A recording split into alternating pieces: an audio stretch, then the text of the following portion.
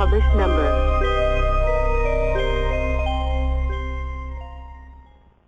Warning, the following show contains conservative posturing, radical Christian ideas, and may offend pagans, Wiccans, Islamic fundamentalists, and other unenlightened individuals. Callers and guests may be subjected to brash and offensive comments by the hosts and any other type of bullying tactics available. But that's okay. We know why you're here. This concludes this test of the emergency broadcast system. Tonight is Monday, April 21st, 2008.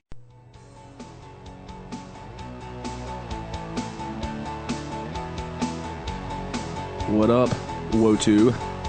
How's it going tonight, guys? This is Jay Scott, This is D. Clements. sitting in for Mr. Trent Lackey. Mr. Chuck Browder is not available either tonight. No, but kudos to Mr. Browder. He is now Mr. and Mrs. Browder. That is correct. And it was fun. I spent the weekend with Chuck and his wife, Amanda, at their wedding thing. It was pretty cool. I was an usher. It was kind of weird. I didn't know anybody except Chuck and Amanda. And Amanda. Yeah. Everybody else, no idea who they were, but it was cool. I got into a series of discussions with a bunch of liberals. It was sickening, the liberal mentality of it. But I was determined to find one hardcore conservative among the group, and I missed out. But that happens sometimes. It was just one of the conversations surrounded the discussion was that healthcare should be free. You know where I came in on that. The other one that came up was rich people should pay more taxes. I said rich people do pay more taxes. That's right. They pay that higher percentage. But they should give more than their share because of their wealth. That was it. See, I don't agree with that. I don't either. I mean, if you work hard for something, you work hard for it. Yeah, Why should you be penalized for it? Exactly. And then, like when you came up with the idea, well, then fine, everybody just pay. Well, that's not my idea. I mean, that's been an idea on the table for a number of years. 10%. Flat 10% across the board. Hey, Everybody. if you make $20 a year, or if you make $200 million a year, you're paying the same amount of taxes for what you earn. Yeah.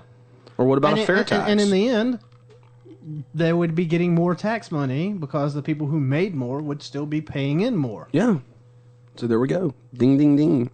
We can't have it that way, though. We want them all to pay, all the rich people, the evil rich people of the world, the people that own these evil corporations that provide us all with jobs. Yeah. We want them to pay. No, I don't want them to pay. I want them to pay their fair share just like everybody else, but I don't know. You just can't get into the mind of a liberal. I mean that's just the bottom line. They don't think logically. They don't. They don't understand that. Let's jack up the minimum wage to a livable wage. Well, what's a livable wage? $10 an hour, $20 an hour, and what's that going to do to the 99-cent double cheeseburger at McDonald's? You know how much that's going to cost after that? $5. That's right, the $5 double cheeseburger right now at McDonald's from our $5 menu. Come on in. Well, that's like everybody talking about the new, increase in the minimum wage. That's great. Yeah. I think everybody should get an increase in minimum wage, but then the problem is that when they increase minimum wage, all the prices go up. Everything else goes up. And we're seeing that same thing with the oil crisis now. John McCain a week or two ago came out and said, you know what, let's put a little bit of a hold on the federal tax on fuel, on oil, and save them 18 cents a gallon at the pump. Yeah. Of course, everybody's like, well, it's because he's running for president. Yeah, it probably is. But at the same time, it's still a good idea. Yeah, it's a great idea. What did the House do? They said, no, we ain't gonna do that. And here's my thing, All right, if I owned an oil company, yeah, all right, and I was making $10 billion a year at the end of the year, that was my actual, profit, $10 billion. You know what? I think I could spare a few cents at the end of the year. Well, see, here's what I would do. I mean, the thing is they're a monopoly, and I understand that. And the government needs to break up monopolies. They'll say they're not, but they are. They're monopolizing that one product, and no one's, ferreted it out. And, a lot of other conservatives will disagree with me on this point. Oh, yeah. But, what they, if I owned ExxonMobil or one of these huge companies, I'd say, hey, let's cut all these other guys by 5 cents a gallon. Yeah, you know what I mean. People would come to our gas stations. Like that's exactly what they used to do. They used to do that. There used to be a competition between gas stations. Yeah.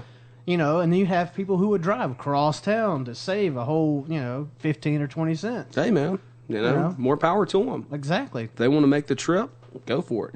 But something's going to have to be done, and I don't know what.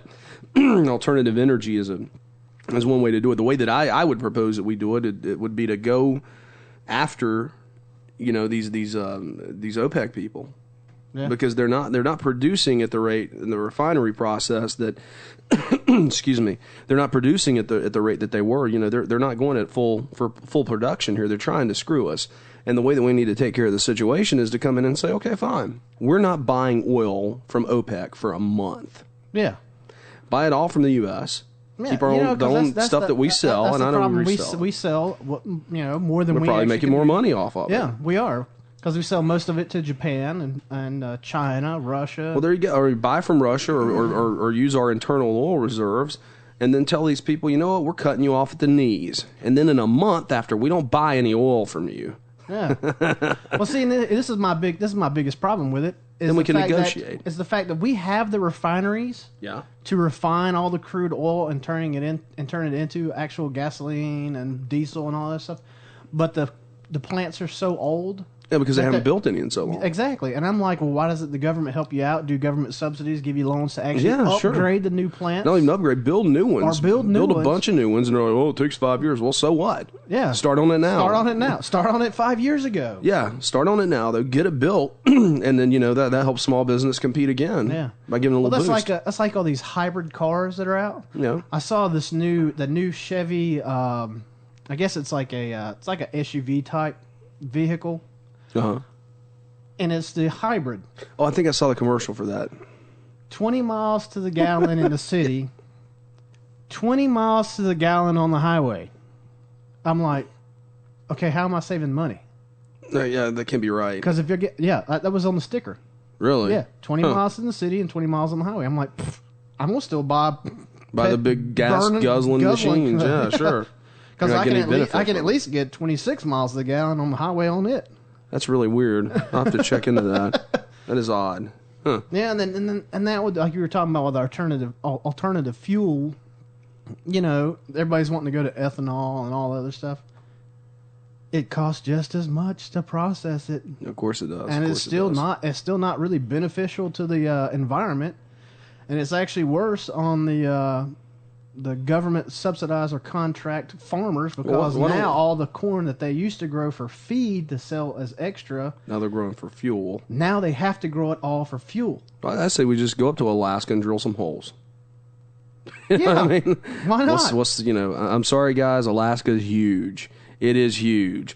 The amount that we would require to go up there and drill in a little spot is really not going to affect the ecosystem that much. Well, and then not only that, but all right, if you want to save more fuel, make it more green, then go up there to Alaska and fix the holes that are in the pipeline. They lose millions of gallons of oil every year because of holes in the pipeline, break here and there, but it's so minuscule, it just drops out and it just still pumps through. Yeah.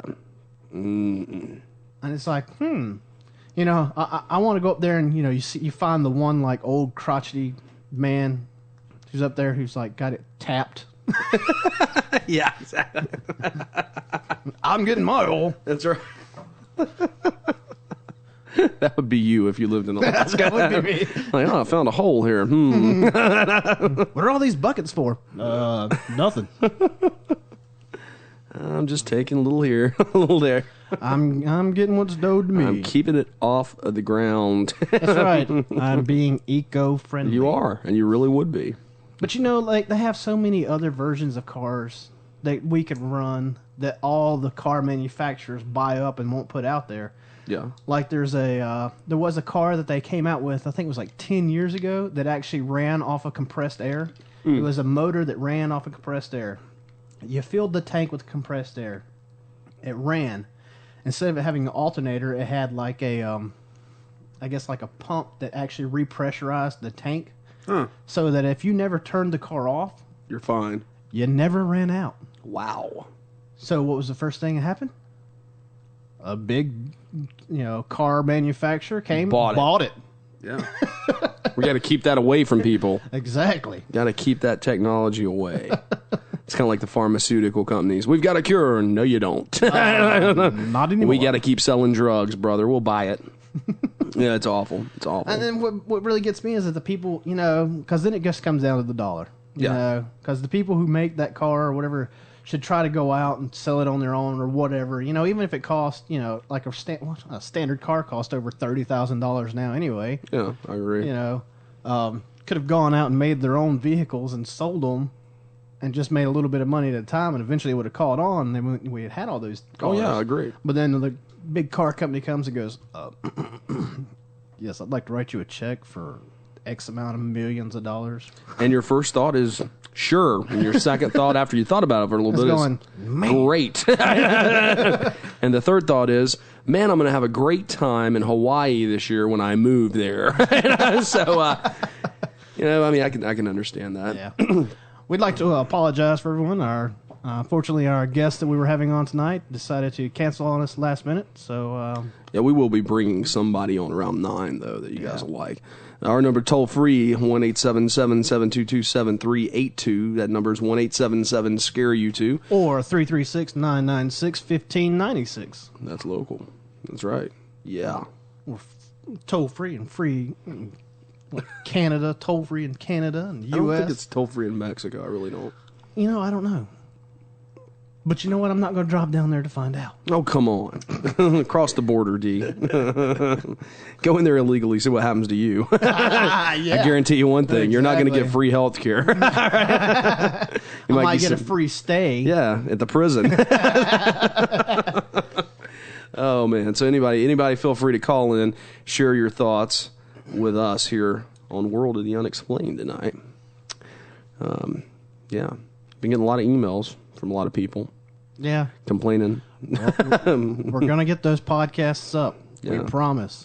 So they are going to come eventually. It's just been so busy, and it's been, last weekend, the weekend was shot with the whole young Republican meeting that Chuck and I attended, and then this past weekend was shot, with Chuck's wedding taking place. It's just been, hadn't had the time to get on it and get stuff done, and you with your new baby. Yeah, with me with the new baby, I don't have time to it's everybody's just like, ugh, it's tough. Hey, man, if I get like 3 or 4 hours of sleep, I'm like, woo-hoo. Yes, I'm a refreshed and rested man.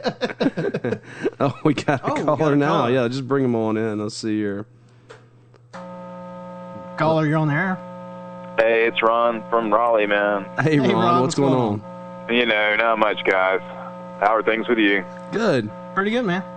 So your guest canceled on you? Yeah, but it's okay. That's all right. We're going to reschedule later. Some things came up. Man. Well, you guys did get a pretty good plethora of guests. Is Tom Van Flanderen going to be on sometime? I have to. I haven't been in contact with him recently. I need to get back in contact with him so we can get him back on and talk about more of what he's, more of the stuff that he likes to get into, because we got into so much stuff and started getting so heavy that most of us, I'm afraid most of our listeners might not actually understood what was even going on. It was crazy. Yeah, man. I mean, he was getting to some good stuff, but he's got so much material. He could literally just lecture for 2 hours. I was thinking you should pose a challenge to him. Well, you should ask him to see how many modern are currently accepted, or ones that were recently currently accepted scientific theories he can trash in an hour, just off the top of his head.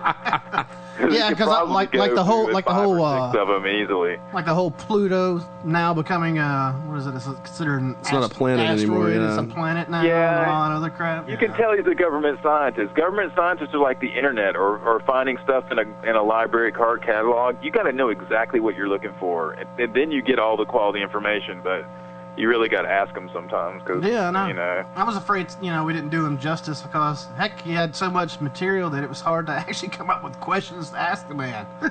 Yeah, no doubt, man. I should have probably written some more down than I did. I tried to write down a few, but I don't know.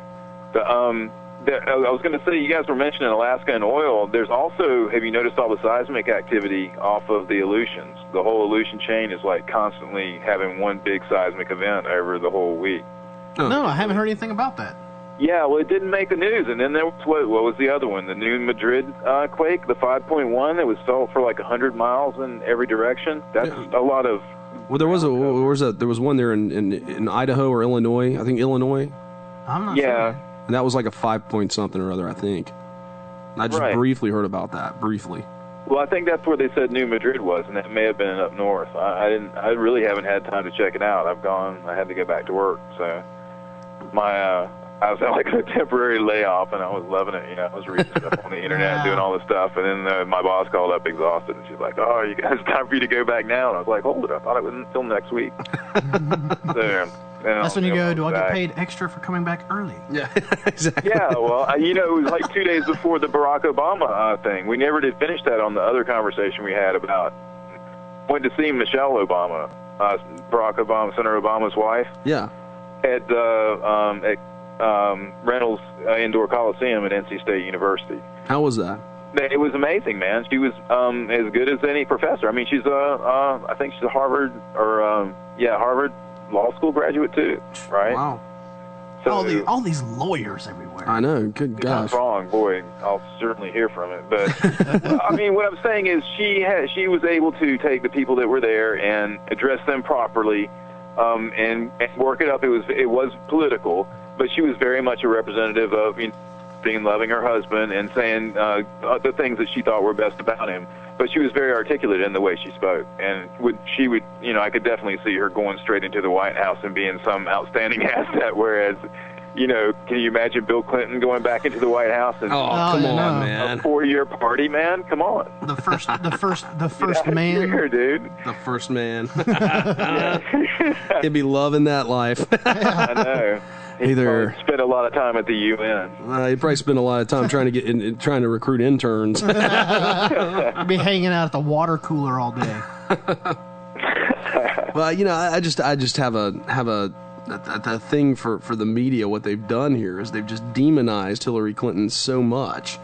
Well, you know what? Hillary Clinton may have some slight brain damage because I analyzed what she said. That whole spiel about her in Yugoslavia. Uh-huh. And what she was saying was that, and she may just have a really bad memory, but it sounded like the briefing you get as you go onto the plane. It would be what exactly almost she was describing, because as you go onto the plane, the last thing the flight crew sergeant would have said is if the plane may maneuver suddenly if we receive oncoming fire, which would have gotten her attention because she seems to be in a daze anyway.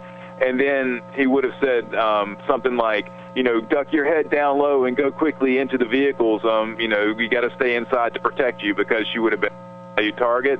Would have been an easy thing for someone to have said to her, and then they got in the plane, flew to Sarajevo. When they got to Sarajevo, obviously they said there was no activity there. So then she got back out of the plane. But it would be very easy for someone who's never been exposed to the military to get excited, because it's a very exciting thing. The plane is...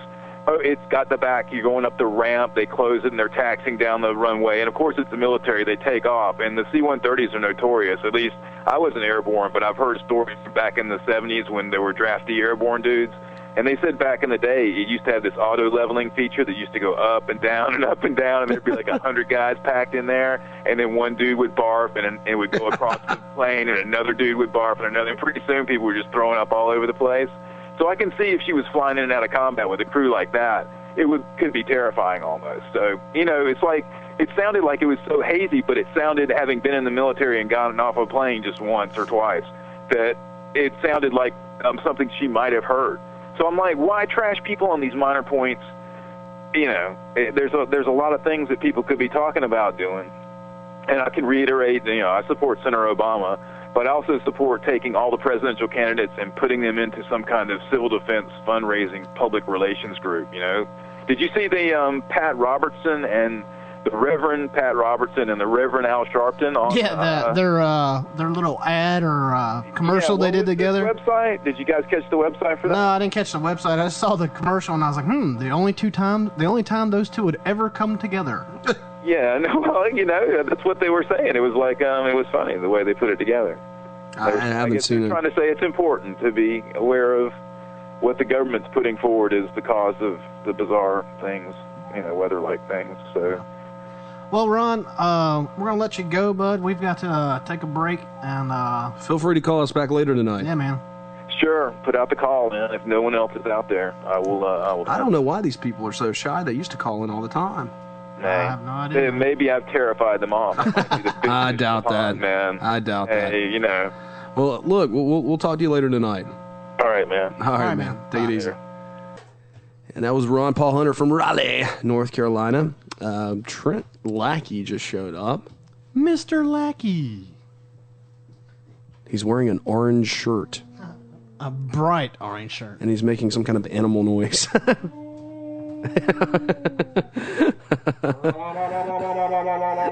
right, guys, you're listening to World of the Unexplained. We'll be back in a second after this. This is World of the Unexplained. This is Trent Lackey. Over there's D. Clements, otherwise known as John Norway. This is a kind of a gloomy night, actually. You know, I was driving over here, and it's just some... Been a gloomy day. Yeah, it's pretty gloomy. I don't know what's up with that. So how is life as a new father, D? I haven't asked you. Oh, it's been great, man. Yeah. Oh yeah. Has your little fella been sitting there sleeping a lot, or? Yeah, during the day. Of course they sleep during the day. It's just what baby wants to sleep at night? What's convenient for you? Of course not. Yeah. No, that's great. Congratulations again. That's really something special. Yeah, he's actually been doing pretty well though lately. Yeah, any kind of weirdness? No, not any really. displays of weirdity? No. Any displays of superpowers? He's fairly strong. He actually really is. Yeah. Yeah. Okay. Already. Well, that's good. Which is scary because I'm like, wait till he's like 2 or 3 and running around punching you. Yeah. Well, that might be super strength. That's pretty useful superpower. You got to try just little tests. See what happens. Yeah. You know. Now I will tell you the weirdest thing that happened. Actually, when he was born and everything else, he came out, and I'm not kidding. His hair was in a mohawk. And it stayed that way for like days. Do you have real dark hair? Yeah, I had like, real dark hair. I've heard that.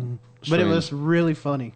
Oh man, Because I mean, it stayed that way, and even now, like if we give him a bath and you wash his hair, it automatically will go into that little mohawk, and you gotta kind of move it down. Maybe that's a sign. You know, maybe he should have a mohawk through elementary and middle school and high school. Just wear a mohawk constantly. Not like, you know, because you see these mohawks that some of these kids have in elementary schools. Believe it or not, they have them, but they're real low, short mohawks. Are you talking about like the old 80s style? Yeah, mohawk, like super the long points. I'm talking that's exactly what I'm talking about, D. You know, it's not even a mohawk if it's just like a little bit of a buzz and just like an inch off the, you know, real thick. No, I'm talking about, you know, narrow and tall. You should try that, and preferably dyed a you know, outlandish color, although that's totally optional. You know, but I mean, these kids, you know, they have these mohawks and.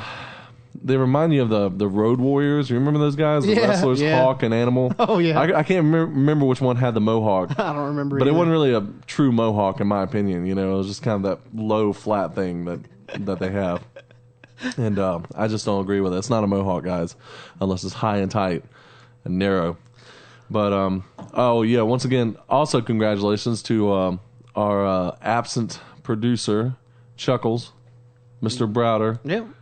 What was his Ron Mexico name? You were Little. No, wait a minute. No, he was. I think he was Little John Norway. Little John China. You're John Norway, right? John Norway, and he was Little John China. Yeah. And I was Carl Latvian, and Scott was Hank Estonia.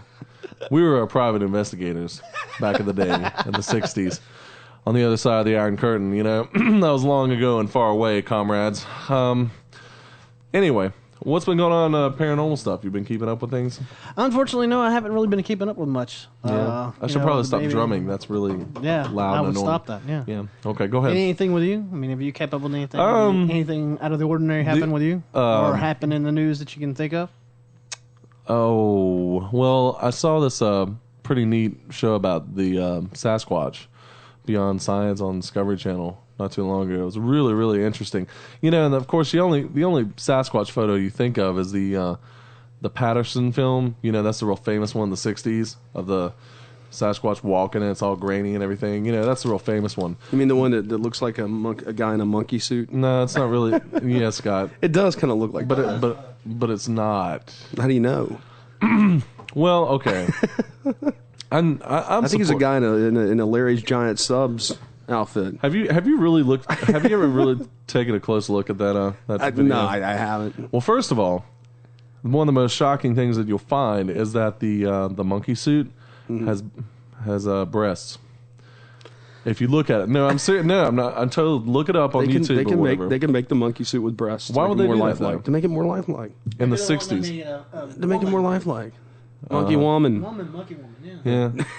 But why? Monkey woman. Oh my gosh! So you're totally denying the fact. Oh no, that, I'm not. I'm just playing devil's advocate. I know you are. But I mean, it's really interesting. That's one of the weird things about it is the fact it's a female. Actually, I think that they've done scientific studies and on the video and by the way it walks. Some scientists, not all, but some scientists have concluded that it would have to be an animal and not a human to walk. The way it walks, that's what the show was talking about because the movement of the hips and everything were not legitimate. Were not congruent to the movement. That was my fault. To the movement of the hips of a human, because the hips sway out. They have a really wide sway and arc to them, and humans, when they walk, don't really have that kind of sway. So it pretty much, I mean, it's an really interesting documentary. So either it's real or some human being took a lot of time studying a lot of monkeys, and it's the biggest hoax. Yeah. Well, you got to think about it too. Not only does a camera guy have to be behind it, but also the person in the suit, the person that made the suit. And that's the big thing. Back in the 60s or whatever, that technology was pretty few and far between, and you'd have to have a fairly... Oh, yeah, I agree. You'd have to have a team, really, to put that thing together. And all those and make guys it look have legit. to remain zip. Exactly. The entire time. And they aren't going to do that. Nah, somebody's going to tell eventually. Some kind of crazy hoax like that, it would have already spewed its way out. But there's a couple other really good videos out there. There was a New Year's Day video up in Washington again, and it's this lady, and she's on vacation, and they're across this big, wide, open vista of a mountain, and it's big and flat, and there's just totally treeless, although it's kind of hilly. And she's over there, and she looks over there, and she sees this little spot of something black kind of moving along in the distance, and they get out their binoculars, and sure enough, it looks like some kind of really, it looks ape-like, and they take a video of this thing. It's really, really amazing, and I thought the Patterson photo was the end-all, be-all to it. You know what I mean? But then this thing, and it happened about 10 years ago, 15. So, Photoshop really wasn't available there either, which is something we always have to worry about now for stuff. Yeah, that's the bad thing about nowadays. But, this was kind of long ago enough that Photoshop wouldn't really have been available. And, the show I was watching basically talked about this video too, and they actually went out there, got scientists and research. I can't imagine where they paid for it, but somehow they did it, and there was all these scientific tests, and then they had a professional sprinter out there to test trying to do the same thing. Well, to test how fast the thing was going, and the results were that basically it was moving faster than an average human could be moving. So, an average human in a monkey suit walking through the vast, northern Pacific Northwest wilderness. That's the thing about it, Well, and didn't they also say something about the actual size of the creature? A human would have to be like 6'8". Yeah, basically, the ratio of the size of the creature versus the size of the plants around it, it'd have to be a pretty enormous person. And that's just simple. Pull it off. Yeah, that's just simple photography and mathematics there, proving that thing out. So I don't know, but that's what I was looking at. I also bought the book, Jeff Meldrum. I wonder if he would be on the show. You might ask. We haven't done a cryptid show in a long time. No, we hadn't. But anyway, it was a really good show and a pretty good book, actually. And I hate to tell you this, Scott. You're going to scorn me, I guess. No. I can feel it. You're voting for Barack Obama. No. Oh, not yet. Oh, my gosh. I've got a plan, though, basically. You're voting for Barack? No. Hear me out. All right. Basically, I'm going to take the three candidates right now and whatever they've written, and I'm going to read a book by each of them. I'm sure John McCain's written one, Clinton's written one, Barack Obama has written one.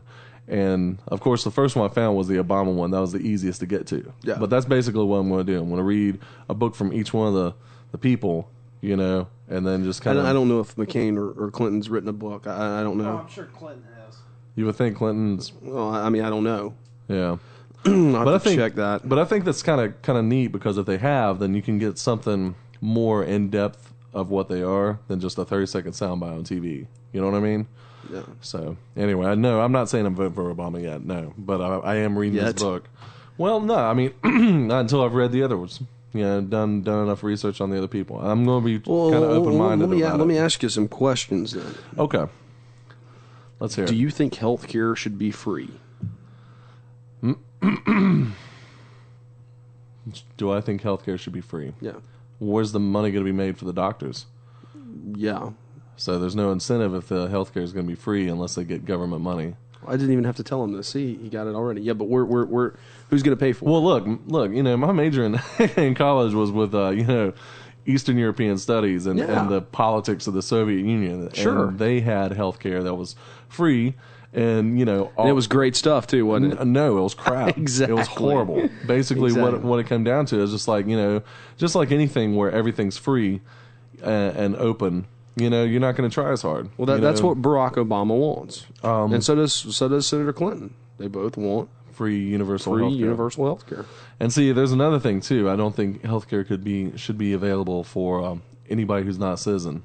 Well, flat out. That's just not going to happen because they want to make all these people citizens by just. Well, no, but see, it's a double-edged sword too because there are plenty of university students out there too who aren't citizens. Yeah, you're right. So I mean, I don't know. I mean, obviously, I'm targeting to a specific ethnic group, Mexicans. But I didn't say it that time. Folks. I'm just standing by. But they shouldn't be entitled to the privileges that we have as citizens. Okay. Well, you agree with or you disagree with one of their major selling points of both of the Democratic candidates. That healthcare should be free. Free healthcare. Okay. Question 2. Okay. Do you believe that wealthy people, rich people, we'll just call them rich people for, anyone that makes over $100,000 a year, let's say that. There's a lot of people that do that. Do you think that people that make over $100,000 a year should pay more than their fair share of taxes? That's a loaded question. What exactly is a fair share of taxes? Well, in my opinion, fair in my opinion would be a across the board tax, 10% or something. Oh, I totally agree with the 10% tax. Okay, well, there you go. Well, you see, the Democrats, what they want to do is they want to tax the people that make more money because they should pay more because they're wealthy. And poor people should pay less. Yeah. So you're punishing achievement and you're punishing the things that make America America, capitalism, because Yeah, but you know what? I question complete laissez-faire, unbridled capitalism. I do. Okay. I think there should be limitations on CEOs and incredibly. With all that aside, though, I mean, just in general, though, they think that these, they always want to point the finger at a bad guy, and it's always the rich guy. It's the man. It's the man. No one can identify who this man is. It's the man, but Scott. You understand what I'm knows saying. who the man is. You know what I'm saying. Who's the man? I'm not the man. Oh, Scott might be the man. But here's the key, though. I mean, they want to punish people because they achieve more and they make more money by their own through their own good decisions, through their own hard work. Yeah, they want to punish them. So the question also becomes: do you want bigger government, bigger national, federal government, or do you want smaller, more local type of government to control your everyday affairs? Well, I mean, that seems like a Well, everybody knows that bureaucracy doesn't work too well, But I mean, unfortunately, I can point a few fingers at our current government system and their bureaucracy, namely, No Child Left Behind is a horrible failure. But it's government, it's big government stepping in. The only thing the government can do right, and this is my take on it, the only thing that I've seen the government do right when they're involved in it wholeheartedly, 100%, is the military. Look at Social Security. Well, it's bankrupt. Well, yeah. Well, in all reality, a government should. I guess this is third Unexplained tonight. No, but I mean, big government. Government should basically provide your security, and maybe provide your economic security. And prevent. Okay. No. What do you mean provide your economic security? Basically, protect jobs. In-house. How do they protect it? The federal government? Well, I'm just saying government in general. A government should do that. Should protect employment and job opportunities inside inside the people living under that government. And I think otherwise, I know what you're saying. Because they do that in England. If you're a non-citizen and you apply for a job in Europe or in England, the people who are citizens or actually from England get the first initial benefit to get that job. Oh, you mean they discriminate? Then it goes down from that. No, God forbid we did that here, because somebody would sue and the ACLU would be all over it. I'm just saying it. I mean, who would American Express hire to answer their phones? That's a Bollywood film, but anyway. But what the Democrats want is they want big government to control every aspect of your life. They want more federal government involvement in everything. They want to get the big guy that's got all the money. They tax him to death. Well, that's they want free health care. Okay, my deal about everybody. The big guy. Okay, yeah, you could say they're part of the taxation. No. Here's my thing. I mean, anyway, but let me. If you want to help these people out, just help them. Why don't you never see a liberal want to open their own pocketbook to give a handout? You don't see a Republican do that either, Scott. Yeah, you do it all the time. You don't want to see. Who? You never see. But you never see a liberal open their pocketbook, put their money where their mouth is, and go and help these people, and say, "Well, here, why don't you? Who have you helped today? Why don't you go out there and spend some of this money that's yours instead of trying to spend everyone else's?" Well, I mean, what Republican has done that? Countless numbers of Republicans help people all the time. Every small business owner in the United States, they provide people with jobs. No. I think, okay, well, I'm a little confused then. I thought you were talking about Democratic politicians. No. You're just talking about liberal Democrats. About liberal Democrats in general. People. Not necessarily politicians. Because, politicians wouldn't do that. Oh, no, the politicians probably, both sides probably do it all the time. They're always giving us something. Yeah. But I don't know. And the other thing that really bothers me a lot is this whole, there was a time, back in the day when Republicans and Democrats, they had all fought World War II, the last 50 years. And there was the aegis of the Cold War. There was a common enemy to fight that wasn't a terrorist, that wasn't someone you had to sneak around to fight. It was clearly the enemy. For whatever reasons, it sort of unified people to where a Republican and a Democrat may disagree on issues, but the point is that their conversation was civil, in a lot of ways, and it was very gentlemanly, Sure. And you don't see that anymore, and I think that's the saddest thing in government is that lack of civility and everybody throwing punches either way, and you're polarized, or you're for us or you're against us, George W. Bush, but it works in government, Republicans and Democrats, you're a Republican hardcore, you're a Democrat hardcore, and you can't really ever say, well, I like this thing over here. I mean, generally side with this, but over here seems like a good idea. And it kind of leads people to go into two paths rather than to work together. And I think that's, there was compromise and civility back in those days because, like I said, they all fought in the war. You know what I mean? They were all members of something greater beyond themselves. I say we pack Congress up and send them to war. I agree. I agree. Let them hang out there for a few weeks. We'll bring them all back, and then let's see if they can make some decisions. I think so. Yeah. But anyway, that's my political agenda right now, is to read those. Read a book by Barack Hussein Obama and McCain and Clinton. And read whatever they have. What really makes them tick, rather than just they really weren't careful when they were putting those words down, knowing they were going to the press. I guess. I mean, I would suggest you do the same, honestly. But I don't know. Oh, and another thing that really irks me about these negative campaign ads, because we get them a lot in North Carolina. What's her name and what's his name? Bev Perdue and come on, Scott, help me out. They're both Democrats, but they fling mud at each other all the time. I can't think of the other one's name. They're always saying they voted for this thing and they voted against that thing. The thing about it is, with bills and stuff like that, they put amendments to those bills all the time. Of course they do. So like a gun control law that does something negative, they don't say that. They just say it's a gun control law. But there's some kind of negative amendment that person may really not agree with, so they vote against it, and all of a sudden the other side uses that as fodder. Sure. So I mean, basically, they're just half truths. They're not lies, I guess, outright, but they're just half truths. You know what I mean? Or not the whole truth. I don't know. What have you been doing, Scott? Unexplainedly. How was Chuck's wedding? It was good. I met a lot of socialist liberals there. Oh, yeah? You pick any fights with them? No, that's fun. I did. Did you win? One down, one lost. And the one lost. Wait a minute, one down and one lost. Yeah, one win, one lose. Oh, okay. So. And the lose was just because, some people you just can't reach. Yeah, it was just bad. Is that the whole reason, Scott? Yeah, we're gonna leave it at that. But okay. I've invited this person to call the show. So his name's Bud. So hopefully, yes, Bud. So hopefully, Bud will call either WO2 or Third Rail, probably Third Rail. Yeah, more than likely. And I will be more than happy to debate him on the issues. But here's the thing, Scott, about your support of the rich white American, basically. Remember that time? Oh, so now they're just white and rich. I don't know. Wasps. I'm being stereotypical. There's no rich black people out there. Well, sure there are. Well, you just said the rich white people. So, well, I don't know. Put all Republicans in that bucket, but go ahead. How about, oh, yeah, that's true. Rich people.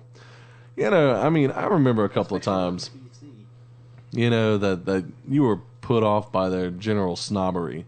And I'm put off by I'm still put off by their general snobbery. But apparently politically you're in the same boat. More than likely those people share the same kind of politics as you. Some do and some don't. A lot of them are true. Liberal. Yeah, that's right. They're elitist. Elitist bourgeois pigs. That's really funny. You know what's really funny? I remember there was a time that you and I went to a party full of these type people. Yes, I remember that. Years ago. Yeah, and early 20s. Yeah. What a time. But there were plenty of those people there, and I remember calling one that. They didn't even know what I was talking about. Mm-hmm. They had made more money than I did all year, and they didn't know what an elitist bourgeois pig was. They weren't even aware of their own hypocrisy, and I don't know, that bothered me a little bit. Americans are stupid in general. Yeah. Yeah, and unfortunately, we're kind of force-fed the information rather than digging it out ourselves and searching the deep, dark places of the world to find the things that really mean we'll just something Google to it. us. Google. I'm gonna Google stuff. That's right. I don't. Well, a lot of people. Google's not all that bad, but there's nothing to be nothing to be learned. I guess so. It's not the same thing as stepping into God forbid, a library and digging out the information the old way. A Slim Jim. Yeah.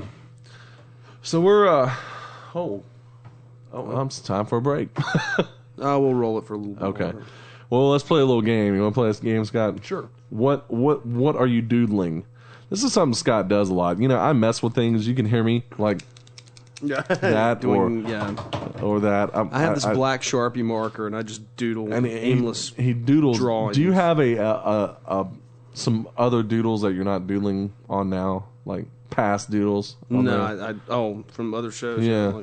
All right, here you go. Here's something. I'm just going to talk about Scott's doodles because. Go for it, man. Okay, the predominant thing that I see here.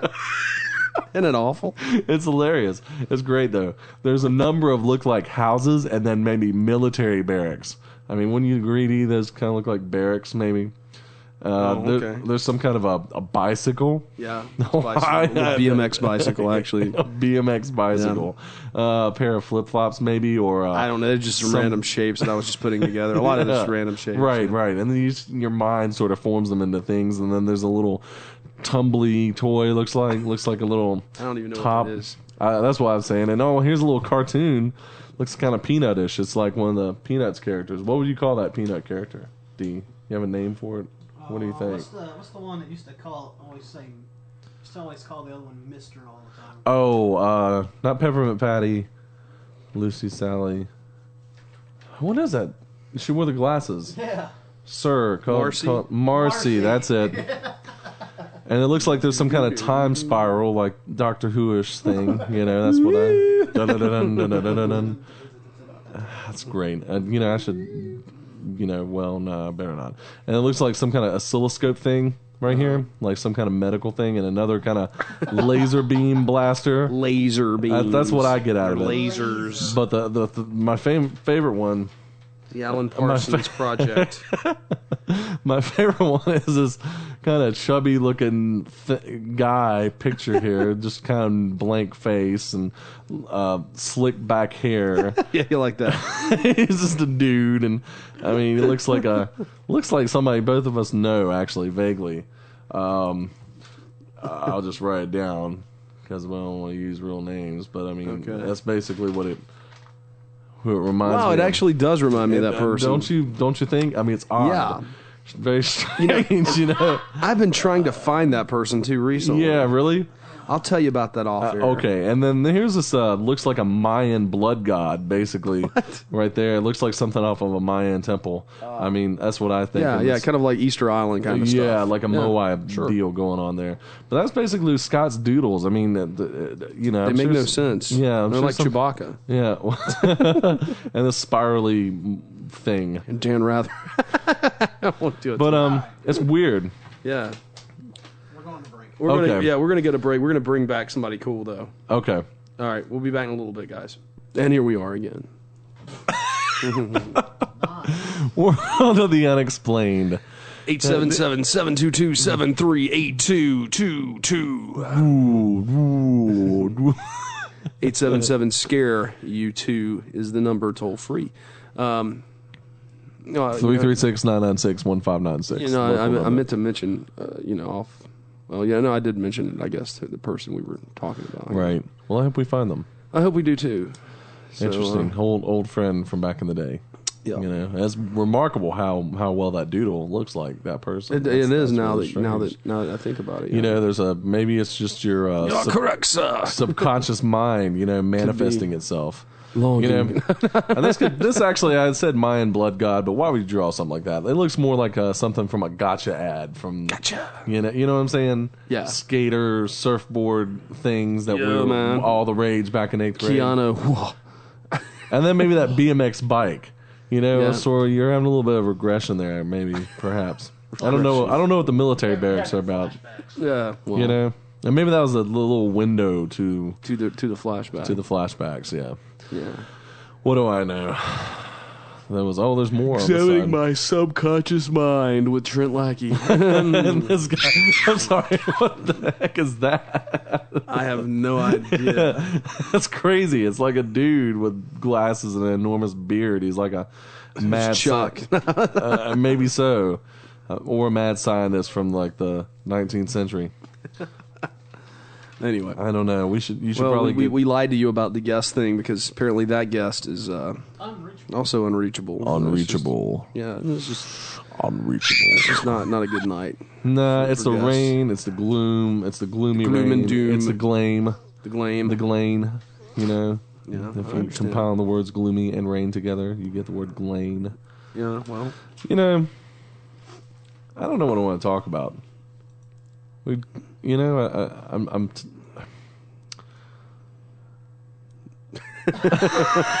okay. You know, it's just like those days when we're out in the back of the old van, the mystery machine. Yeah. You know, and we're just having a little. You saw a mystery machine? An actual mystery machine? No, like a van, like you had the old van. Oh, really? Yeah. It was for sale for like $600. That's probably the same one. I was like, that's what we need right there. And they probably drank beer out of the back of it. Yeah, we did. Sat there talking long into the night. You know, it was fun. We need a Wotu mystery machine. We could just travel in. Like I said, that could be a new thing for the show. You know, every one weekend a month, we pack up this big old crap van that we buy. Yeah. Then we redo, make it nice. Right, make it. Yeah, and but we pack up this old crap van that we buy. We make it nice. We paint the outside with a Wotu mystery tour or something like that. It'd be kind of funny. Paint our faces on the side of it and stuff. It'd be hilarious. And yeah, that would be. And a microphone, Yeah, all four of us. Chuck, with his glasses on, the cigarette hanging out of his mouth. We'll just use this doodle, actually. So we'll put a pipe in his hand. So we'll holding money bags. Yeah, that'll work. But the pipe would be funnier, we get stopped by every local law enforcement agency from here to there. But but where would we be going in this van? We'd be going all over the state of North Carolina. For what purpose? Going to places like the Devil's Tramping Ground, the Macon Lights. Oh yes, we pick one a month, man, and then we do. We used to do that a long time ago. Yeah, but see, this would be different. We pick one a month. We set it up. We set it up with people locally, so we'll have people to talk to when we get out there, and we do like a little interview there that we pre-record, and then we bring it back with us, and then we where did we go this month, and we went, and then we run the run the little 20-minute tape or whatever. That would be fun. Yeah, it would be great fun. Add a new thing to the show. That would be good for the show. I think. Oh, I think so. like it. You know, It would broaden the camaraderie. Exactly, and broaden the listener base too. I'm sure. Sure. Yeah. I don't know about the painting our faces on the van. That's Yeah. weird. I was just yeah, I don't. Just being crazy. I don't want my face painted on a van. One of those photoed big magnet stickers. We'll just stick on Oh, yeah, that'd be so. cheaper too. Yeah, it probably would be. Unless we try to paint it ourselves, then I Oh, can't imagine God. what kind of horrible What would that job look that like? would be. Woo. Paint it plaid like a Scottish tartan. That'd be really hard, actually. Oh yeah, and It can be done, yeah, but it'd be hard. it'd be really really difficult. And can you imagine getting a scratch on that? Yeah, crying. We'll put "woe to" backwards on the front of the van, so when people look in their rearview mirror, They'll see what to. Actually, we could probably get a personalized license plate from the state that said WO21 or something like, Yeah. Ecto1. We're the WO21. Right. That'd be funny. Yeah, that's true. That would be What funnier if would we be, found an old ambulance. An old ambulance, yeah, the WO21. I thought it was a hearse, wasn't it? Yeah, it was a hearse in the But still, you know. Ghostbusters, yeah. But still, nah, van probably worked better because various people could lounge. Meaning you. Yeah. Okay, right. Yeah, he just Yeah, wants to sit in the back. I always Yeah. thought the back was the coolest place to be in a van. Yeah, basically it is. Because it's like, you watch Scooby-Doo as a kid and you're like, man, I'd like to be back in the back of the van with Scooby, man. That'd be cool.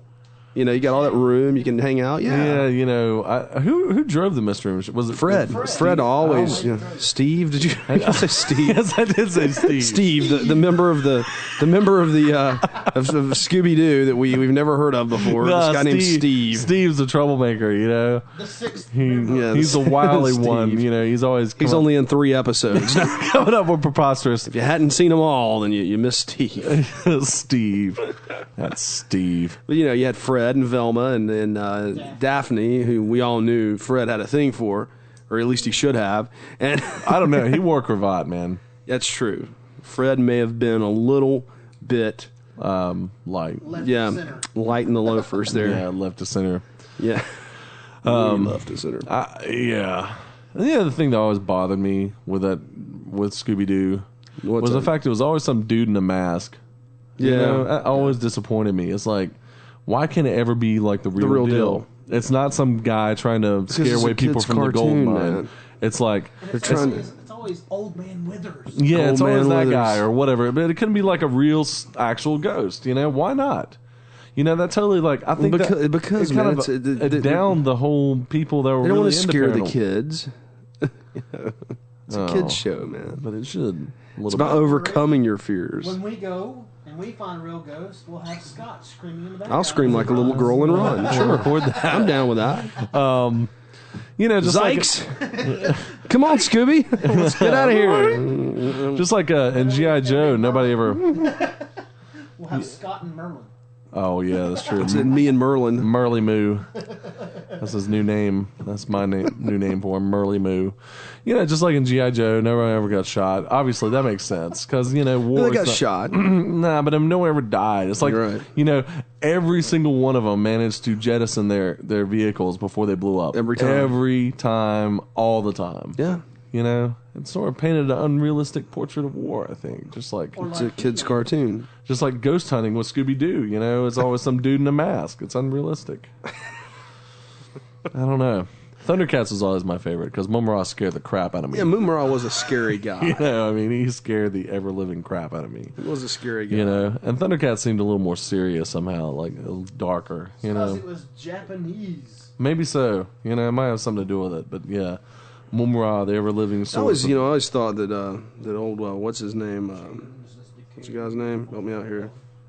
Lion-O. Uh-huh. I always thought him and Chitara should have hooked up, right? Yeah, that's true. Why am I always about all these old cartoons? I'm like, yeah, so and so and so and so should have hooked up. Yeah, Chitara was. I think Chitara had a thing for Tigro or Tigress or Probably. Tiger Man. I don't even remember his Tiger name. Man. Have you ever watched But I think Tiger Man was too wrapped up in his self mysticism to really be interested. Do we ever watch what? Have you ever watched Robot Chicken? A long time ago. I saw Yeah. They did one about Thundercats? Yeah, I'm and sure. Lion-O hooked up with Chitara. See, someone is thinking on the same Yeah, page. everybody thought that, but kids cartoon, like you say. No one acted on it. And You know. Panthro was in jail. Panthro. Panthro, oh, that's messed up.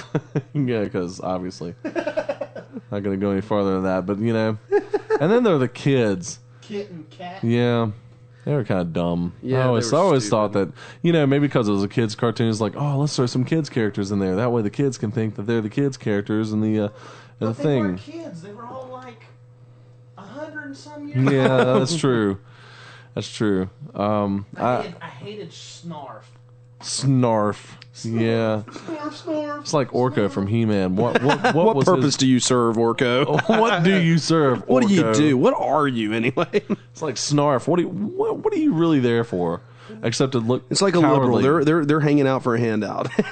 That's like a what? A liberal hanging out for a handout. So Snarf is basically a liberal. So is Orko. According to your political theory. Yes. Oh, we should do that. We should take them, look at them, and put them in an actual political context. I'm drawing Orko right now. That's my rendition of. He had an O on it. Nothing. He was a zero. He was a loser. Yeah. He was a hanger-on, a sycophant, Orko. It was supposed to be a D for Democrat, but they. Oh, God. I'm sorry. Wow. Yeah. Yeah, that's pretty crazy. It's good, wasn't it? No. Anyway. And Transformers, Optimus Prime. Soundwave. It was all about Soundwave for me. I forgot the first version. GoBots. GoBots. Oh, GoBots. Yeah, those are the toys the GoBots were the ones I got because my mom didn't want to buy the Transformer. Right? Expensive, right? That's right. So you get the GoBots, buddy. Cost about $3. Yeah, and they're in the little plastic wrap, with the backing.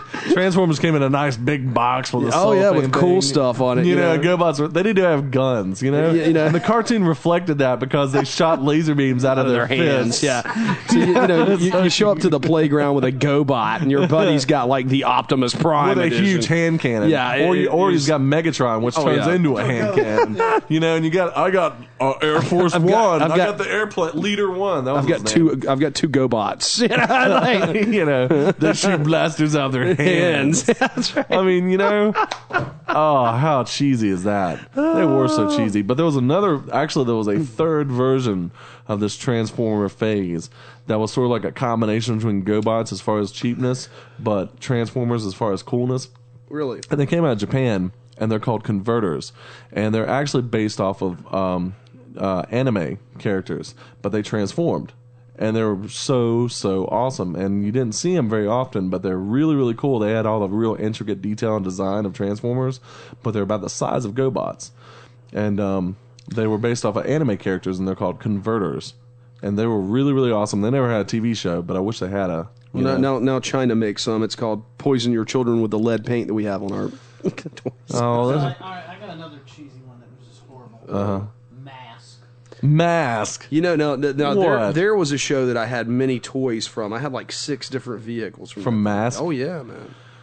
What was the deal with them? They're like the doors flip up and you could fly. Yeah, I mean cool. it's yeah.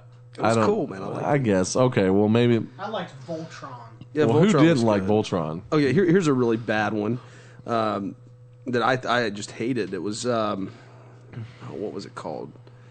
What's it? It's called Quicksilver or something like that. Silverhawks. Silverhawks. Oh Silverhawks. yeah, they were like a really horrible ripoff of Thundercats, basically. Yeah, what a terrible show. And there was like that. But they had the one fat guy. Yeah. I don't remember. They were made out of metal. I mean, they're like cyborgs, I guess. Yeah.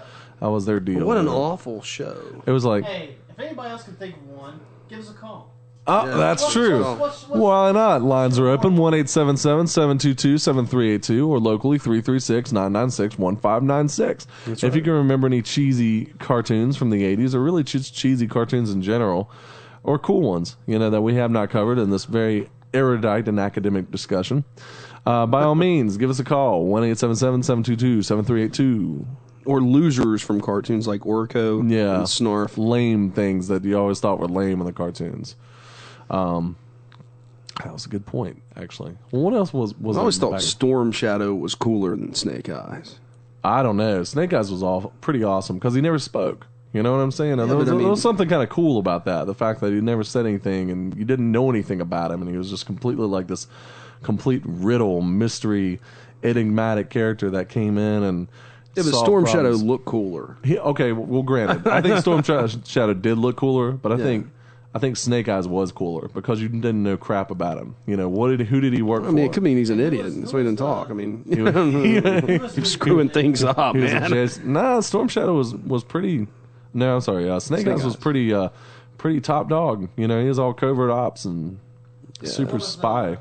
Kung Fu. What was his name? Oh, Quick Kick. Quick Kick. Gay. I don't remember Gay. this. Flat what is out that? gay. He's the one who came with the What is Quick Kick? karate chop. Yeah, he had the kung fu grip. Karate and chop chop.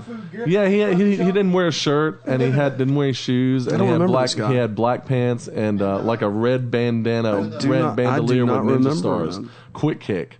Really, I have to Google that. Oh, he was so dumb. I thought. I do not remember that. I have to say that my favorite villains were the two brothers. Oh, Tomax and Zaymot. Yeah, that was fun. Yeah. Well, no, like Duckula. There's another cartoon that no one seems to remember. Nah, I didn't even know if it. I know. really. Yeah. We doubted its authenticity until They Scott did. They proved doubted me for a long time until I proved remember it. Duck There was no See, such thing. finally, I wish D were around when I was trying to prove this. I didn't. I'd never heard of it. Danger Mouse. Danger Mouse. Oh, I remember Danger Mouse. Didn't remember Duckula though. No, Danger Mouse is a big time record producer now. You know, somebody calls himself Danger Mouse. I was gonna say, what? Yeah, There's a new cartoon. no, he recorded. He helped produce the Gorillaz' second album and Gnarls Barkley and a number of things. He's like real big, but he calls himself Danger Mouse. Or Pinky and the Brain. Yeah, that was kind of. Hated the Animaniacs. Yeah, maybe because we were growing up at that point. Yeah. You know, they were no longer very interesting. You know what I'm saying? No, I agree. I mean, Well, it then could now, have like, been you that. go back and you watch like Tom and Jerry or Yeah. some of that stuff. Now you're going, man, I found this interesting. Yeah. Well, Tom and Jerry was pretty good. I don't know. I was Master of never the a big fan. Universe is horrible though. You know, you watched it back then. You know, but now we watch it now, and it's like, gosh, this is kind of dumb. You know? Yeah. Don't you agree with me? I mean, Skeletor, you know, thought like he was really cool until you watched him later. It's like, yes, I will do what you say. Yeah, You know? Skeletor was kind of gay. He had a horrible idiot. He's like a glass-eating Riri. Okay, Anyway. Ron Paul Hunter. What's up, buddy? What you got, Ron? Hey, what's up, man? I was going to say, you guys, did you go back as far back as Speed Racer yet? No, but I Nope. thought about it, but I didn't No, bring we it up haven't. yet. Cool cartoon, man. Well, yeah, but I mean, it had its day. Yeah. There was a monkey in there, though. Well, you're a little older than us, aren't you, Ron? Yeah, no doubt. So what did you? They got that movie coming out. Yeah, well, they do have the movie. What did you grow up on? What do you remember? You know, it was a lot of Speed Racer. There was stuff like Adam Ant. I think I saw some of that. Some of the old Rocky and Bullwinkle show. Oh yeah, I remember. Oh yeah, that was classic.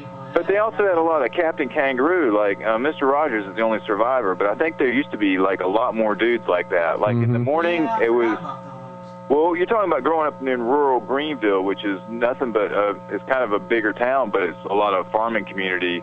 The dude who did the morning show was in the next street over, I think, and we used to block off the streets like once a month and have this big street party. Oh wow, that's neat. Well, I mean, it was a big deal, but I can remember seeing him on the TV because he had this, you know, he would get up and sing on the TV, and he had like a little dance. I think he dressed up like, he didn't dress up like a clown, but he was like a character. He wore, I think, a big, it was like a checkered shirt with suspenders.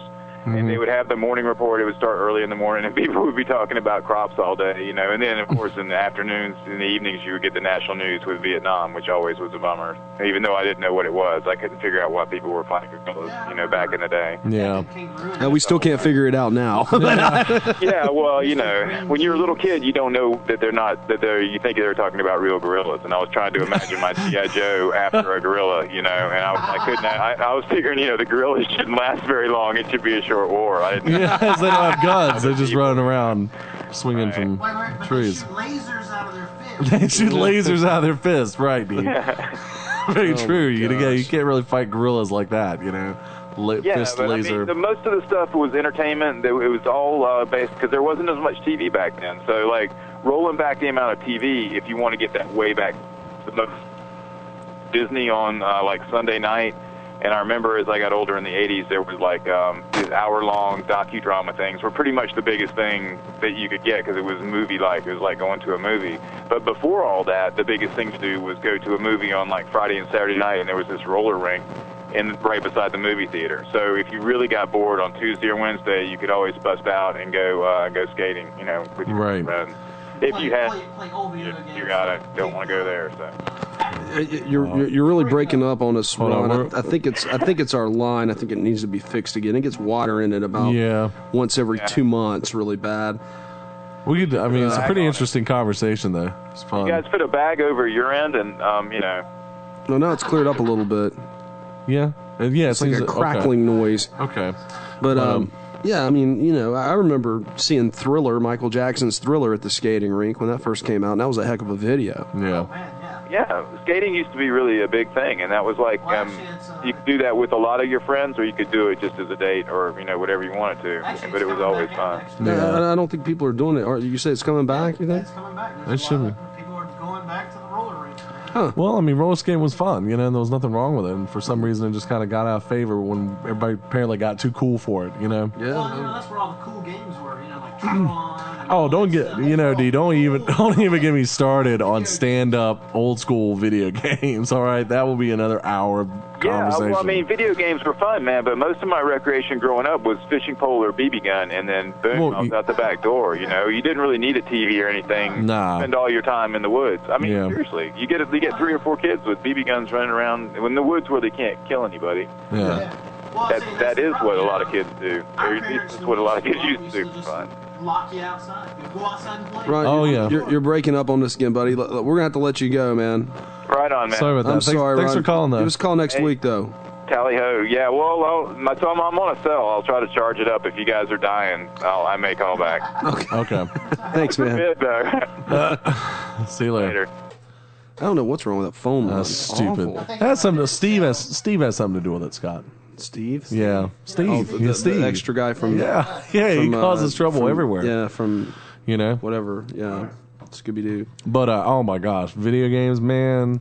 But, the reason why it's so cool is because you didn't have a system at home. So when you got to the arcade, it was a real treat. And you're going like, wow. And you only got there maybe once a month or once every 2 months. Who knows? I mean, there's still something to be said about those old stand-up games. I have a friend... You guys know Mark. My guitar player, Mark Brown. Yeah. Uh-huh. Yeah, he's got a bunch of those like Pac-Man and Miss Pac-Man games at his house in his rec room. He bought them and fixed them up, and they're the big old games. There are a number of games that never made it to the consoles either, and that's the thing. They're like my favorite game ever was something called Time Soldiers, and it never made it to any console that I know of. Ever. If we had more room at this house, I would buy one because that's when we get a different house. I'm definitely going to have just a game room with like an air hockey table and a couple pinball and a couple of those stand up video games. Yeah, that'd be so fun. when I do that, I'll buy that one.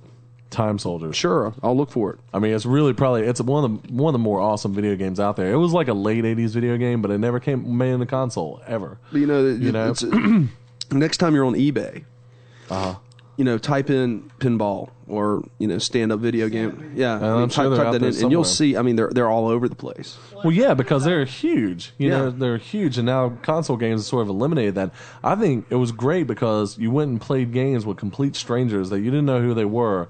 You didn't know their abilities. The competition and you would get was there, and it was like, boom. Yeah, it was a lot more fierce too, and it wasn't like, oh, I can just keep on playing. However, no, it's like you don't. And also, you would help. There was a Ghostbusters game that was really awesome. It was nothing like the Nintendo game. The Nintendo game was the same as the Commodore 64 Yeah, game. but I pretty mean, much. this It Ghostbusters sucked. stand-up game was cool. different? It was Really? really cool. I mean, it was. Tell me about it. Well, you're walking around and you would have proton packs, and it was sort of like a overhead view, and you'd walk around these different places and blast ghosts with your proton packs, and you move and blah blah blah. It was more action oriented, and you'd still get upgrades and things like that, and there'd be traps you had to move around, and Slimer would show up every now and again and help you out. It was. I think they made it around about the time the cartoon came out. And it was really, really cool and difficult. It was really hard. It was nothing whatsoever like the Nintendo game. Nothing whatsoever. I never liked the Nintendo game. I bought it because I was such a fan of the whole series, including the cartoon. I mean, everything Ghostbusters they put out in that franchise, I really enjoyed. Even the comic books, I've got all of them with the exception of about 3 or 4 of them. The whole set. Well, that'd be worth some money, I bet. It ain't worth nothing. but it's cool. Yeah, basically. But, it's cool. And it was fun to read them, and, and I read them. Enjoy 'em. I did enjoy them. I still got them. And, but good stuff. I remember a number of times at the arcades, like that Ghostbusters game, like Time Soldiers, Bionic Commando, and somebody come up and say, hey, can I join you? you know, and you didn't know them. It's like, yeah, sure, come on. And all of a sudden you'd be working together as a team. You didn't even know each other, you know, but you're serving this. I know this sounds cheesy or whatever, but you're trying to beat the game, you know. And there are a number of games I had beaten with complete strangers by the end of the day. But we became good friends. Oh, yeah. You know, it was a pretty neat, positive experience, I think. And just so long as I didn't ever do it. Now, yeah, when I went there, I'd spent $5 on tokens and at least 2 hours. You know what I'm saying? But I mean, I didn't do it every day, and then it was a real positive experience. We had Aladdin's Castle. Yeah, that was really fun. That was basically what I'm speaking of. Actually, now you've got the same place, but it's all computer games. What do you mean? It's the same place where Aladdin's Castle used to be, but now all it is, it's computer games. Oh, they just sell computer games. No, it's internet-based games. Internet-based games. That you go and sit at, pay a certain amount of money per hour, and you sit and play. You could do that at home. Right. yeah. Oh. I don't. See, the other thing is with those computer games, you're sitting there, you got the mouse, you're sitting there and you're sweating. But when you stand up in the game, you know, all of a sudden your legs start to lock and you get to sweat. It was almost like a more of a physical aspect to the game when the stress involved in it. You know, you're in a nice, comfy chair with computer games. You know what I mean? And you know, they used to slam those machines pretty hard too. Oh, yeah. Man. You know, I mean, those machines were durable. Yep, they were. You couldn't do that at a computer. No. All right, let's take a quick break. Oh yeah, we're gonna take a quick break. We'll be back, and you're listening to World of the Unexplained. And welcome back. Whoa, too. Yeah, we're talking about video games, and although they're not necessarily paranormal, They're fun. they're fun, and you know, old cartoons, which were also not paranormal, but they're fun. but fun. I don't know, man. I think Orko would be considered paranormal. Yeah, you know, there was a lot of paranormal things involved in those old cartoons and video games, but I don't know. I don't know why and now they have those other games out there like Bass Fisher, Deer Hunter. Deer Hunter, yeah. Oh, yeah. Or even worse, Whoa. those golf games. I mean, Oh, come on. Pro Tour. You know, the whole thing about Just sports painful. games, you know, I just, you know, play the sport. Man. yeah, exactly. And it's just No, not I the can same. understand some of them. Okay, I can understand the football and the basketball. Well, maybe not the basketball. I can understand the football. Maybe the basketball. Okay, in any team sport, We if you didn't can't have a play it. team. Yeah, You if you didn't don't have a team, I can understand that. Or some kind of exotic sport. Yeah. Like I don't know, kayak race or something. I don't know. That's true. Polo. I mean, you know, but stuff like, you know, golf and tennis. I mean, come on, man. Get out there with a golf club or a tennis racket. And tennis a long time ago. it was called Pong. Yeah, you're right. Yeah, I actually have a Pong system from the early 70s. I don't know where Dad got it, but it's an actual Pong game. Really? Yeah, it is like a panel with a whole bunch of different switches on it. It's only about a foot long, a couple inches across, and a little wheel that you would spin. got it from And then- NASA. yeah, and then you have Probably. What we made. maybe so, but I mean, it was. Ralph's really, like, wow, that's cool. that's the most amazing thing I've ever seen. I think I'll make one too. No, I mean, I think that's what the Pong system really was when you got it. It would look just like that. And it was before Atari or ColecoVision or anything like that. And there was another game that came with it where you had like a revolver and it was like Duck Hunt, and a little white square, white square would bounce around and you would fire and try to shoot it. shooting. Yeah, basically. And that was the other. That was the other game. I only had 2 games on it, but it Well, was that's really. the thing about like the old game, like Duck Hunt or whatever. No one ever played it like it was supposed to be played. You know, you always stood didn't. right in front of the. No, I mean, I actually played it like it's supposed to have been played. Yeah, I played it like it was supposed to, because it just wasn't fun. Otherwise, like, and you never can hit the dog. Like, well, why would you want to do that? Yeah, we laughed at you. You're like, You die, shoot, dog. But you never could. I know. I don't know. But It'd be more fun if you could have shot the dog. it'd be more fun if the duck shot at you. Shot at you. Shot back at Yeah. you. They got guns. They're flying around. Boom, boom. Yeah, see, that's what Then I you're like. trying to get Because, I mean, you know, otherwise you're just shooting ducks. Oh, that's great. That's fun. But I remember Duck Hunt. And, of course, Super Mario Brothers and Donkey Kong. Oh, we didn't even talk about Donkey Kong. But, What was the other game? Gyromite. Yeah. I never played Gyromite. I did. I had the robot. Did you really? Did the robot beat you up a lot? No, the robot made it a hard game. I mean, because I was playing it without the robot, and it was easy. Uh-huh. And with the robot, man, it was hard. Because you had to move the robot. You had to move the pieces with the robot and put it on that to open up the thing. Yeah, it was pretty cool. Wow. Yeah, I never played that one. Gosh, it was so panoply of games out there. Like all the Atari games. Oh my gosh, there were just hundreds of them. I think at one point there were literally hundreds of Atari video games out there somewhere, and gosh, I don't know. Yard's Revenge. I remember that one where you're like an insect and you would nibble on some kind of a shield and try to get to the, and there's some kind of a Cubert. Oh, Cubert was fun. Cubert was a lot of fun actually. That was a stand-up game I played a lot, and then and there was an actual Pitfall. Oh, Pitfall was great fun. I remember the name. It's yeah, fun. And then Tarzan. Well, it was sort of like an Indiana Jones style game. Actually, where that's what that was based off of. yeah, Was Indiana Jones. right. You would jump over pits and traps to try to get somewhere. Your whip to use to get over the traps. And what's really they want to pay Indiana Jones for the rights, so they created Pitfall. No, they called it exactly Pitfall Harry. But you are Pitfall Harry. Wink, wink. I had and the music went something like this: dun dun dun dun dun. It's changing up a little bit. it's like Indiana Jones, but it's not. Pitfall Harry. Pitfall Harry. Anyway, Pitfall Harry. It's awful. Oh my gosh. But you know what was really crazy about all those games? The stand-up games had eventual conclusions to them. You know what I'm saying? Eventually, most of the games had an end where you beat the game and you won. Well, not all. I mean, not all of them, but there think back were old school. No, it was like point systems. What's a super high score? And that's all you could get. But those, I didn't really care for games like that. I always wanted games that you could finish. Yeah, you want a finality. Yeah. But, and I heard somewhere, I don't know if this is true or not. One of these urban legends. Yeah, but basically, all the Atari games basically didn't have conclusions. You just kept on going until you died. And I had heard from somebody. They maxed out the machine. That Atari in Japanese was a similar phrase meaning like inevitable death. Wow. So it was like none of those games ever were meant to be beaten. You were meant to keep on going until you couldn't go any further and you died. Seemed kind of grim. I don't know if that was true or not. And you can measure your success on being able to go further than the other guy. Right, basically. Yeah.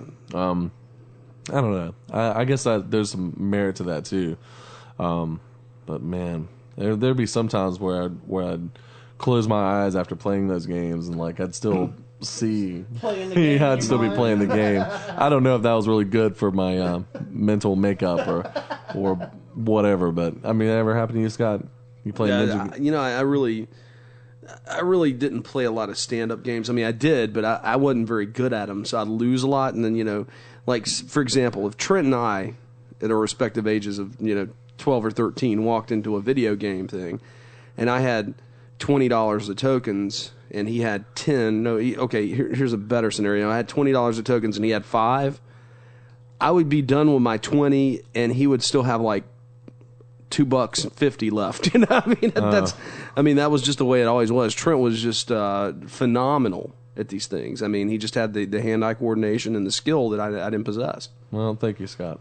No, it's true. I mean, even then, even when it transferred to the home games, I mean, I don't know anybody that beat more games than you. Well, thank you.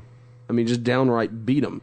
You're like, oh yeah, I had that for a week. I beat it. And you're like, well, I've been playing it for 6 months, man, and I can't get past this. Oh well, here's what you have to do. I think what it came down to was the fact that it was crisis-based video games. A lot of kids got like 10 games all at one time. Yeah, well, I mean, I wasn't like that either. Okay, I know, but there were kids like that. You and I both. It was like that. a treat. Oh yeah, it was a treat for us. But when it was we got like one. Right. It was sort of like, well, the only way I could get a new game is that I had to beat the game that I had that was previously new. You know what I'm saying? And I had to defeat it, and then I can move on to the next challenge.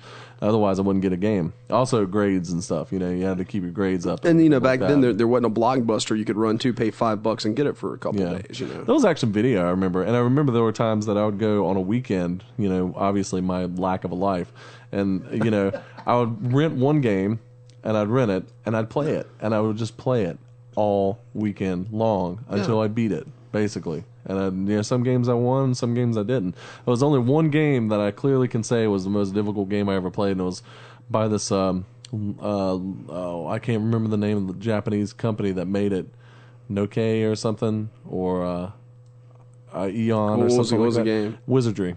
It was called Wizardry, and it was this Dungeons and Dragons style game that was a 10-level dungeon, and you leveled up, and you had spells and everything, but it was all text-based.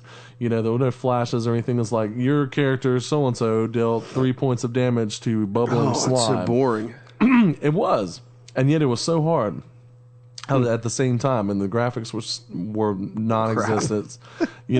But the maze, I mean, there's the sheer volume of complexity of the maze and the dungeon was so vast that you had to just play it over and over again, and then you'd have your whole party wiped out and you had to start all over again. Oh, man. And they would level up to different characters, and golly, it was just unbelievable difficulty. I mean, of course, the first levels were kind of easy, but once you got past level 3, and it's a 10-level dungeon, mind you, and there are all these puzzles, like you had to bring the bronze scepter over here, and then when you got the bronze scepter, you had to find wherever the gold crown was going to go, and so on and so forth, and then be on different levels all the time. And it was hard. It was so hard, and I never beat it. So the old Dungeons and Dragons game was like that too, I do believe. It may have been, but this was called Wizardry, the first Wizardry. Two of my most enjoyable games, one being The Legend of Zelda. I love that game. It was great. Yeah. Oh, yeah. And, I played it all summer one year, I remember that. And then the other one being, and I had that map, that Nintendo Power put out. Or, yeah. I think it was before it was Nintendo Power when they just started it. Yeah, where the blue candle was in this cave and and it was great, man. Because for me, that's like, man, that's a treasure. That's a treasure map right there, and it was. You found out you didn't have to look. It's like, oh man, I can get 50 gold pieces under that tree. And there were some that showed you different things, and you'd have to figure out what they were. So I was making notes on the map. It's like, okay, so when I go to this, I know not to do this again. Or, I know that this will give me that, because you're saving up to buy stuff, or you're trying to, it was a really cool game. I had a lot of fun playing that game. Oh, it was a lot of fun. It was probably one of the better games out there. And then the Zelda series has always been pretty rewarding. And Castlevania, I enjoyed the game, but, for a game like that, I just wanted it to be cool. You know what I mean? Like, yeah. I wish they'd made a Van Helsing game and you're trying to chase Dracula. And, because it's and you get to stake him or something. You know what I mean? Simon Belmont with a whip. Yeah, and everything. They didn't want to pay for the right. Well, I guess there really wasn't be any rights at that point in time because it's all, it's all. What's the word I'm looking for? Public domain. Yeah, public domain. I don't know. Castlevania was awesome. Castlevania 2 was awesome. And then the new Castlevania Requiem of Darkness was really, really awesome. It's on PlayStation 2, I think. Didn't get to see that one. Yeah, the graphics are awesome. And it's got this multiple level plot line. Like your decisions change the ending of the game and change your, and it was really cool. How many times can Dracula die? Apparently 8. Oh, okay.